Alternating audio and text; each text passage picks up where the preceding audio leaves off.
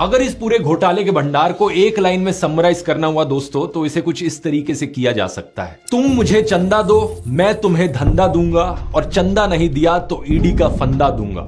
इस चंदा धंधा मॉडल की बात मैंने अपने पहले भी कई वीडियोस में करी है, लेकिन अब हमारे पास इसका सीधे तौर पर सबूत मौजूद है। 2017 की बात है जब मोदी सरकार ने ये इलेक्टोरल बॉन्ड्स की स्कीम इंट्रोड्यूस करी थी और इसे एक चंदा लेने का जरिया बनाया पॉलिटिकल पार्टीज के लिए। Finance minister Arun Jaitley today announced the contours of electoral bonds for funding of political parties. खास बात ये कि इस स्कीम में सारी चीज करी जाती जनता से छुपाकर। कौन सी कंपनियां किन पार्टियों को कितना पैसा देंगी इसका कुछ नहीं पता चलना था हमें। जो लोग इस खबर को उस वक्त फॉलो कर रहे थे वो पहले ही समझ गए थे कि यहां एक बहुत बड़ा घोटाला होने वाला है। आज से 7 साल पहले मैंने भी ये वीडियो बनाया था और खुलकर बोला था। 22 मार्च 2017 इस दिन से करप्शन लीगल हो चुका है इंडिया में। कंपनी को यह बताने की जरूरत नहीं है कि वो किस पॉलिटिकल पार्टी को डोनेट कर रही है अपना पैसा। ये तो सुप्रीम कोर्ट का हम सबको धन्यवाद करना चाहिए कि 7 साल बाद इस स्कीम को अनकॉन्स्टिट्यूशनल घोषित कर दिया गया और ये जो सारे घोटाले इन 7 सालों में हुए अब ये बाहर आ रहे हैं, हमें पता लग पा रहे हैं। हाल ही में हुई इंडिया टुडे कॉन्क्लेव में होम मिनिस्टर अमित शाह ने खुलेआम झूठ बोला इलेक्टोरल बॉन्ड्स को लेकर। इन्होंने कहा कि टोटल बॉन्ड्स 20,000 करोड़ रुपए की बेची गई, जिनमें से बीजेपी को सिर्फ 6,000 करोड़ की मिली,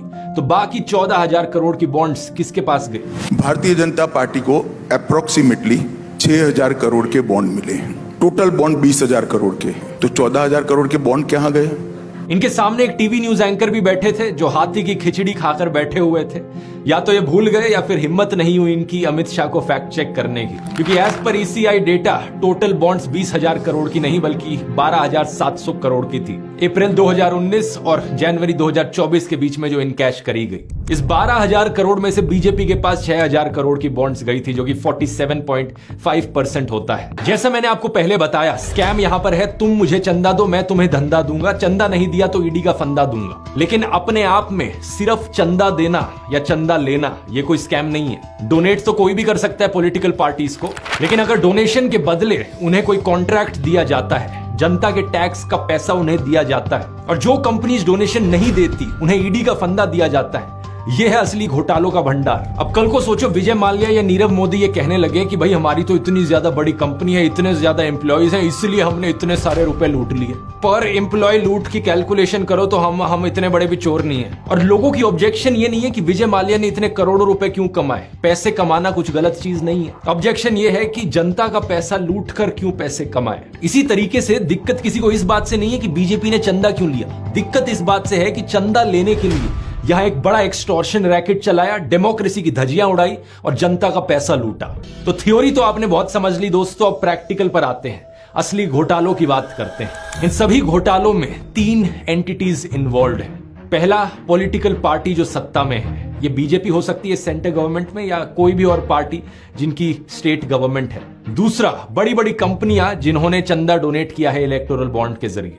और तीसरा, आम जनता यानी पब्लिक। इन तीनों के नीचे एक बक्सा रख देते हैं। पॉलिटिकल पार्टी के नीचे जो बक्सा रखा है वो चंदे का डिब्बा है, कंपनी के नीचे जो डब्बा है वो कंपनी के पैसे का डब्बा है, और तीसरा, पब्लिक के नीचे जो डब्बा है वो सरकारी पैसे यानी जनता के पैसे का डब्बा है। अब सोचो अगर सरकार जनता के डब्बे से पैसे निकालकर कंपनी के डब्बे में डाल दे और रिटर्न में कंपनी अपने डब्बे से पैसे निकालकर पार्टी के डब्बे में डाल दे इलेक्टोरल बॉन्ड्स के जरिए, क्या आप इसे एक स्कैम कहोगे या नहीं कहोगे? ऑब्वियसली एक घोटाला है। हरियाणा में एक कहानी सुनाई जाती है ज्ञानी चोर की, जो अमीरों से पैसे लूटता है और गरीबों में बांटता है, रॉबिन हुड की कहानी की तरह। लेकिन ये जो इलेक्टोरल बॉन्ड का घोटालों का भंडार है, यहाँ पर गरीब लोगों से, आम जनता से पैसे लूटे जा रहे हैं और अमीरों को दिए जा रहे हैं। ये एग्जैक्टली कैसे किया जा रहा है 3 ठोस एग्जाम्पल से समझते हैं। पहला है टैक्स इवेजन, जो कंपनियां टैक्स पे नहीं करती ढंग से। टैक्स ना पे करने का मतलब है कि हमारे जनता के बक्से में पैसा नहीं आ रहा है। इसका मतलब सरकारी एम्प्लॉयज को अपनी सैलरीज टाइम पर नहीं मिलेंगी, सरकारी जॉब्स में रिक्रूटमेंट नहीं होगी, स्कूल हॉस्पिटल्स की कंडीशंस इंप्रूव नहीं करी जा सकेंगी, क्योंकि जनता का पैसा जो जनता की भलाई के लिए इस्तेमाल किया जाना था वहां पर कमी हो रही है। अब ऐसे केस में अगर कोई कंपनी अपने टैक्सेस पे नहीं कर रही है तो सरकार को क्या करना चाहिए? उस पर रेड करी जाए। लेकिन रेड करने की जगह सोचकर देखो, एक सौदेबाजी कर ली गई कि तुम हमारी पॉलिटिकल पार्टी को चंदा दे दो और जो तुमने जनता का पैसा चुराया है वो जाए भाड़ में, कोई बात नहीं उसकी। जो घोटाला तुम कर रहे हो हम तुम्हें करते रहने देंगे और अपनी ईडी को चुप करा लेंगे। आप क्रोनोलॉजी समझ लीजिए। इलेक्टोरल बॉन्ड्स की लिस्ट में टॉप 5 डोनर कंपनियों को देखिए। इन 5 में से 3 कंपनीज हैं फ्यूचर गेमिंग, मेगा इंजीनियरिंग और एक माइनिंग जायंट वेदांता। इन सब कंपनियों पे ईडी और इनकम टैक्स की रेड पड़ी थी। इनफैक्ट द क्विंट ने टॉप 30 डोनर्स को एनालाइज किया और पता चला कि टॉप 30 में से 14 कंपनियों पर रेड पड़ी थी एजेंसीज की। अब एक तो ये चीज हो सकती है कि कंपनी ने कुछ गलत नहीं किया था, कंपनी ईमानदार थी, लेकिन ऐसे केस में सरकार ने कहा कि तुम ईमानदार हो तो क्या हुआ, हमें तो तुम्हारा पैसा चाहिए, इसलिए चुपचाप हफ्ता निकालो। बेसिकली सरकार ने यहां पर एक्सटॉर्शन करी। यही कारण कि कांग्रेस पॉलिटिशियन राहुल गांधी ने प्रधानमंत्री मोदी को वसूली भाई बुलाया। लेकिन दूसरा केस हो सकता है कि कंपनी ने एक्चुअली में यहां पर मनी लॉन्ड्रिंग करी हो, घोटाला किया हो, लेकिन सरकार ने कहा कि मनी लॉन्ड्रिंग कर रहे हो, टैक्स की चोरी कर रहे हो, यानी जनता के पैसे को चुरा रहे हो, कोई बात नहीं, चुरा लो, बस हमारी पार्टी को चंदा दे दो। अब कुछ लोग यहां पर कहेंगे कि ये चंदा धंधा का मॉडल चल रहा है, चलते रहने दो, हमारे को इससे क्या प्रॉब्लम हो रही है। पहली प्रॉब्लम तो ये है कि देखो, सरकार का पैसा जनता का पैसा है, रूल्स बनाए गए हैं कि सरकार को किस तरीके से उस पैसे को स्पेंड करना है। जनरल फाइनेंशियल रूल्स का रूल 21 कहता है जनता के पैसे खर्च करते हुए किसी भी अफसर को उतना ही चौकन्ना होना चाहिए जितना कि ठीक ठाक बुद्धि वाला एक आम इंसान अपना पैसा खर्च करते वक्त चौकन्ना होता है। सरकार किसी भी पब्लिक प्रोजेक्ट का कॉन्ट्रैक्ट अपनी मन मर्जी से किसी भी कंपनी को नहीं दे सकती। टेंडर नोटिस इशू करते वक्त अलग अलग एलिजिबिलिटी के क्राइटेरियाज होते हैं कि मिनिमम लेवल ऑफ एक्सपीरियंस कितना है कंपनी का, पास्ट परफॉर्मेंस कैसी है उसकी, उस कंपनी में टेक्निकल कैपेबिलिटी है इस पुल को बनाने की या नहीं, उसकी मैन्युफैक्चरिंग फैसिलिटीज कैसी है, उस कंपनी की फाइनेंशियल पोजीशन कैसी है। ये सारी चीजें देखकर एक कंपनी को कॉन्ट्रैक्ट दिया जाता है कि कौन अच्छी क्वालिटी का काम करके देगा और कौन सही दाम में इस काम को करके देगा। कहीं ऐसा तो नहीं ये ओवरचार्ज कर रहे हैं और जनता के टैक्स का पैसा लूटा जा रहा है। अब सबको याद होगा उत्तराखंड में जो सुरंग गिरी थी, 41 मजदूर ट्रैप हो गए थे उसके अंदर। उस सुरंग को बनाने का जो कॉन्ट्रैक्ट था, पता है किस कंपनी को दिया गया था? नवयुग इंजीनियरिंग नाम की कंपनी को। और इस कंपनी ने 2019 और 2022 के बीच में 55 करोड़ की इलेक्टोरल बॉन्ड्स खरीदी थी। एक और किस्सा सुनाता हूं। दिसंबर 2021 में अहमदाबाद में एक अंडर कंस्ट्रक्शन फ्लाईओवर नीचे गिर गया था। इस फ्लाईओवर को बनाया जा रहा था रंजीत बिल्डकॉन नाम की कंपनी के द्वारा। यह तीसरा इंसिडेंट था सेम कंपनी को इन्वॉल्व करते हुए। इंक्वायरी हुई तो पता चला इस कंपनी ने कंक्रीट और कंस्ट्रक्शन की क्वालिटी पर कॉम्प्रोमाइज किया था। लेकिन पता है इसी कंपनी को गुजरात की कई सिविक बॉडीज में ढेर सारे अलग अलग प्रोजेक्ट्स भी दिए गए। वडोदरा, राजकोट, सूरत, अहमदाबाद का गांधीनगर का मेट्रो रेल प्रोजेक्ट भी इसे दिया गया। यह हुआ धंधा। और चंदा कहां है यहाँ पर? लिस्ट के अनुसार जनवरी और जुलाई 2023 के बीच में इस कंपनी ने 9 करोड़ रुपए की इलेक्टोरल बॉन्ड्स खरीदी थी। एक और एग्जांपल सुनो।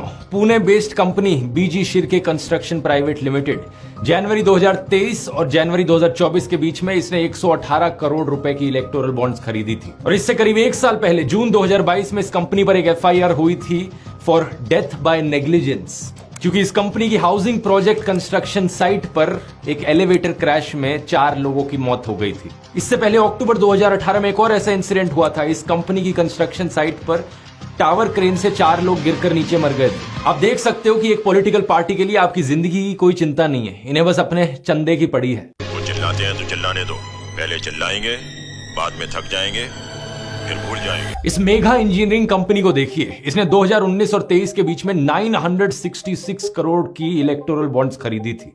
इतना सारा चंदा, ऑलमोस्ट 1000 करोड़ रुपए एक कंपनी पॉलिटिकल पार्टीज को क्यों डोनेट करना चाहेगी? 3 कंपनीज इससे और एसोसिएटेड थी, western UP power transmission company limited, SCPC power और एवी ट्रांस प्राइवेट लिमिटेड। अगर इन सब की इलेक्टोरल बॉन्ड्स को इकट्ठा करोगे तो ये 1200 करोड़ रुपए से ज्यादा की रकम होती है। क्या मिला इसे रिटर्न में?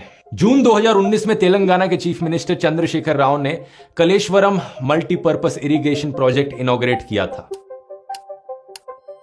अब फरवरी 2024 में CAG ने एक रिपोर्ट सबमिट करी जिसमें पता चला कि इस प्रोजेक्ट की पहले की एस्टिमेटेड कॉस्ट थी 81,000 करोड़ रुपीस, लेकिन अब ये 1.47 लाख करोड़ रुपीस से ज्यादा एक्सीड कर रही थी।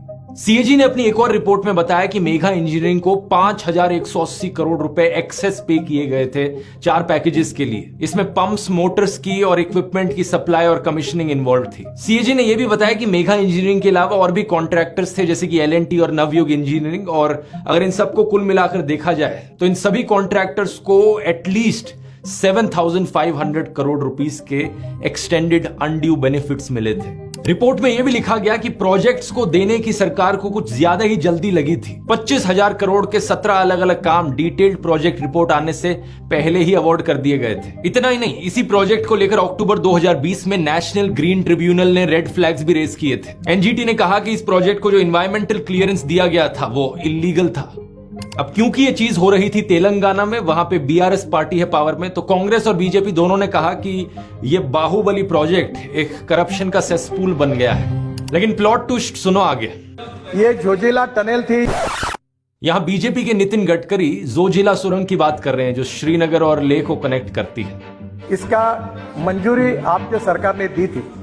इस टेंडर में जिस कंपनी ने कॉन्ट्रैक्ट जीता, 5 लोगों ने टेंडर भरे और हैदराबाद की एक मेधा इंजीनियरिंग करके कंपनी उन्होंने काम लिया। अलग अलग कंपनियों ने इसके लिए बिड किया था, लेकिन अगस्त 2020 में एक छोटी सी हैदराबाद की कंपनी को ये 4,500 करोड़ रुपए का कॉन्ट्रैक्ट मिल गया।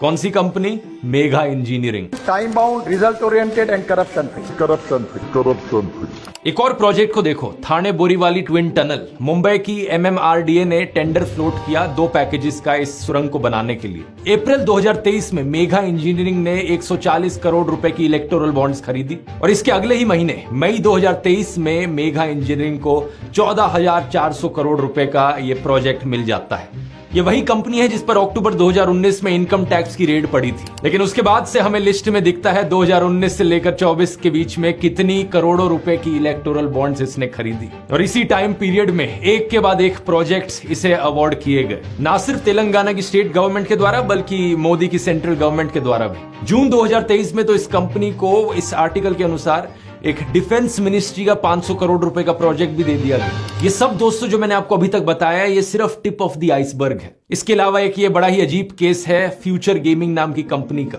जो कि एक लॉटरी कंपनी है। जब इस कंपनी पर रेड करी जा रही थी सेंट्रल एजेंसीज के द्वारा, finance minister Nirmala Sitharaman photos tweet कर रही थी जहां पर ये लॉटरी किंग के बेटे से मिल रही थी। इसके अलावा कुछ केसेस हैं बीफ एक्सपोर्टिंग कंपनीज के, जब उन्होंने इलेक्टोरल बॉन्ड्स खरीद के चंदा दिया पार्टियों को। तो ये एक ऐसा केस जिसको सुनकर बहुत से लोगों की आंखें खुल जानी चाहिए जो लोग धर्म के नाम पर वोट देते हैं इस पार्टी को।